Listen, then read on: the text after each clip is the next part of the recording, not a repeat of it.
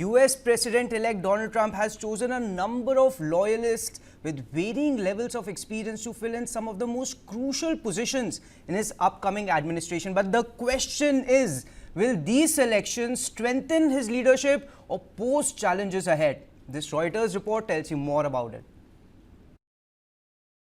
U.S. President-elect Donald Trump has announced his picks to fill a number of crucial positions in his next administration.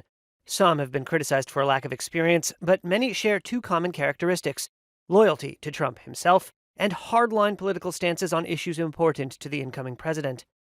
Trump on Tuesday said he had picked Pete Hegseth to run the Department of Defense. Hegseth is a Fox News commentator and veteran of the Army National Guard, who said he quit the military in 2021, claiming it had sidelined him over his political and religious views. I commit to provide the President and the Secretary of Defense my military advice. He has clashed with Air Force General C.Q. Brown, the chairman of the Joint Chiefs of Staff, accusing the military leader of, quote, wokeness, and suggesting he got the position because of the color of his skin. The top Democratic lawmaker on the House Armed Services Committee criticized the decision to name Hegseth to lead the Pentagon. Representative Adam Smith wrote on X, quote, "The job of Secretary of Defense should not be an entry-level position." Because together with Donald Trump, we are going to make America not just great, but greater than it has ever been before. Sources tell Reuters Trump is likely to tap Republican Senator Marco Rubio for the role of Secretary of State. Rubio is a veteran of the Senate's Foreign Relations and Intelligence Committees.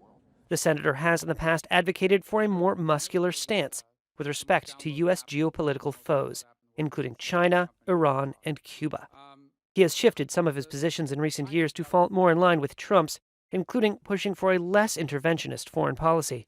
The only person in the race that I trust to do what needs to be done on these issues is President Trump.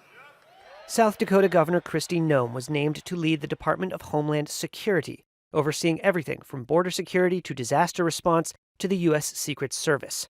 She has little experience on the national stage and has held no prior role with DHS. The governor rose to national prominence after refusing to impose a statewide mask mandate during the COVID-19 pandemic.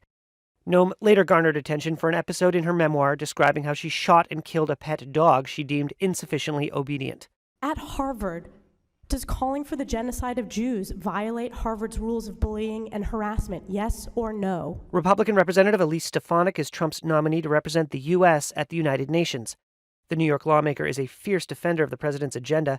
She drew notice for castigating the heads of American universities for their responses to pro-Palestinian protests on campuses. Stefanik will arrive at the UN after bold promises by Trump to end the Russia-Ukraine war and Israel's war in Gaza. As you can see, I'm not just MAGA, I'm dark MAGA. We are hungry to be part of something bigger than ourselves. Trump announced he would task Tesla founder Elon Musk and former Republican presidential candidate Vivek Ramaswamy with his goals of dismantling government bureaucracy, cutting excess spending, and regulations. Toward that effort, he announced plans to create another government agency, the Department of Government Efficiency, to be led by the duo.